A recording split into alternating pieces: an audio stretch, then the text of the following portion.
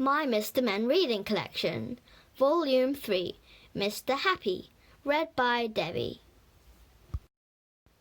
On the other side of the world, where the sun shines hotter than here, where the trees are 100 feet tall, there's a country called Happyland.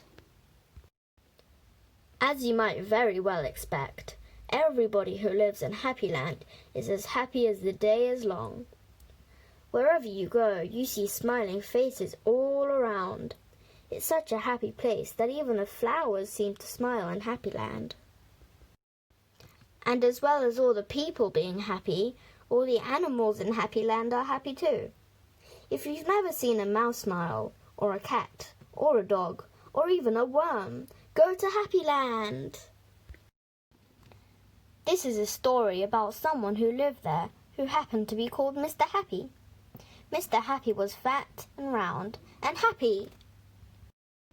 He lived in a small cottage beside a lake at the foot of a mountain and close to a wood in Happyland. One day, while Mr. Happy was out walking through those tall trees in those woods near his home, he came across something which was rather extraordinary. There in the trunk of one of the very tall trees was a door. Not a very large door, but nevertheless a door. Certainly a door. A small, narrow, yellow door. Definitely a door. "I wonder who lives here," thought Mr. Happy to himself, and he turned the handle of that small, narrow, yellow door. The door wasn't locked, and it swung open quite easily. Just inside the small, narrow, yellow door was a small, narrow, winding staircase leading downwards. Mr. Happy squeezed his rather large body through the rather thin doorway and began to walk down the stairs. The stairs went round and round and down and down and round and down and down and round.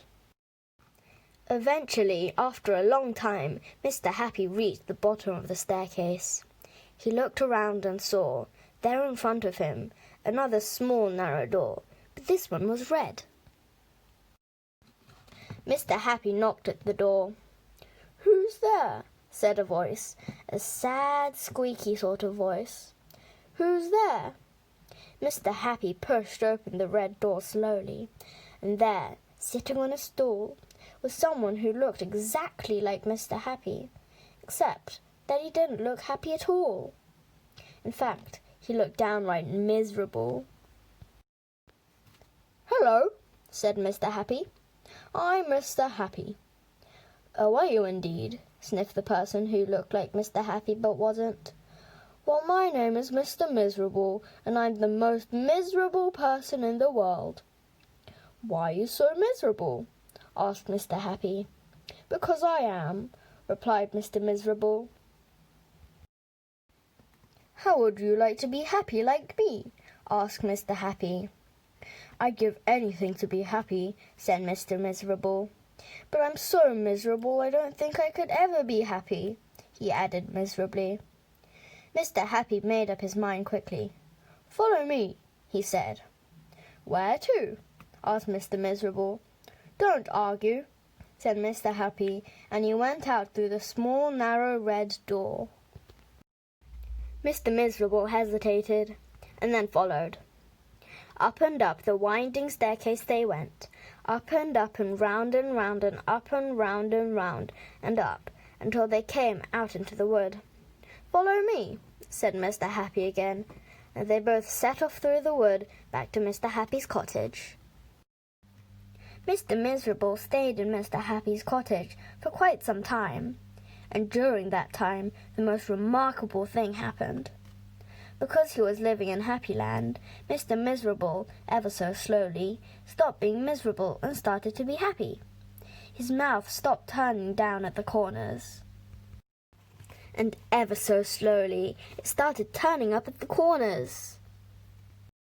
And eventually, Mr. Miserable did something that he'd never done in the whole of his life. He smiled, and then he chuckled, which turned into a giggle, which became a laugh. A big, booming, hearty, huge, giant, large, enormous laugh. And Mr. Happy was so surprised that he started to laugh as well, and both of them laughed and laughed.